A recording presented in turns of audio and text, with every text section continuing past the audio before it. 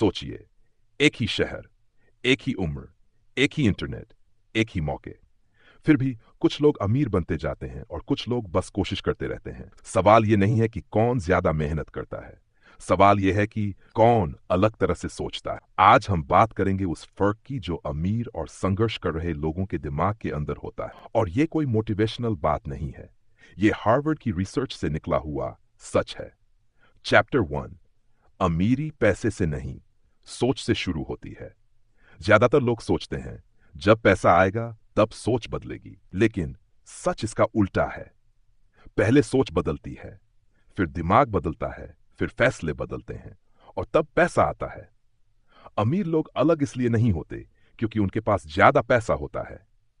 अमीर लोग अलग इसलिए होते हैं क्योंकि वे भविष्य के बारे में सोचते हैं, समस्या में भी अवसर देखते हैं और जिम्मेदारी दूसरों पर नहीं डालते। चैप्टर 2, हार्वर्ड बिजनेस स्कूल का एक्सपेरिमेंट। अब आते हैं असली साइंस पर। हार्वर्ड बिजनेस स्कूल में एक रिसर्च की गई। एक्सपेरिमेंट क्या था? रिसर्चर्स ने 200 लोगों को लिया, 100 फाइनेंशियली सक्सेसफुल, 100 एवरेज या स्ट्रगलिंग। सबको एक जैसे कमरों में बैठाया गया। कमरे में जमकर छुपी हुई अपॉर्चुनिटीज रखी गई।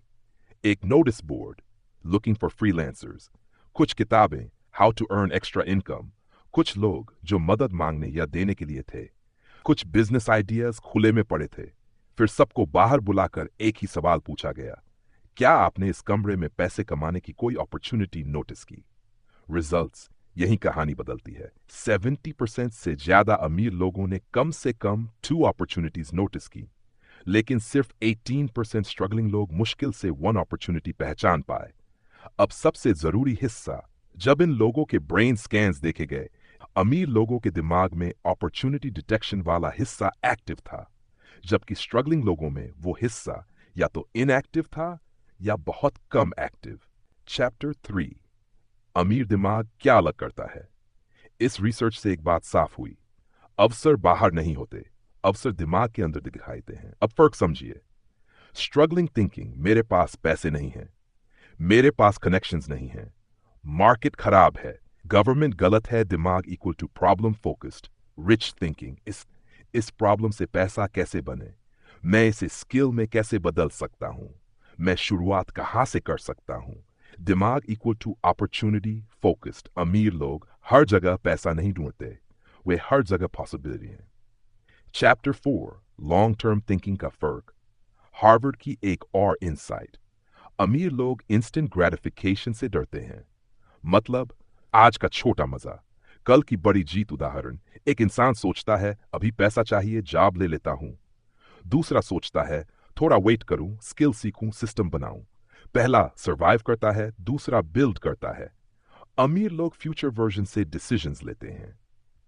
चैप्टर 5, अमीर लोग रिस्पॉन्सिबिलिटी कैसे लेते हैं। हार्वर्ड की स्टडीज में एक और कॉमन पैटर्न मिला। अमीर लोग विक्टिम नहीं बनते, वे नहीं कहते मेरी फैमिली ऐसी थी, मेरी लक खराब थी। वे कहते हैं ये मेरी रिस्पॉन्सिबिलिटी है। जब इंसान ओनरशिप लेता है, दिमाग का फियर सेंटर शांत होता है, डिसीजन मेकिंग वाला हिस्सा स्ट्रांग होता है और यहीं से वेल्थ माइंडसेट बनता है। Chapter 6, practical action steps. अगर आप अमीरों की तरह सोचना चाहते हैं तो आज से ये 4 चीजें शुरू करें। लॉन्ग टर्म सवाल पूछिए हर डिसीजन से पहले, 5 साल बाद इसका असर क्या होगा।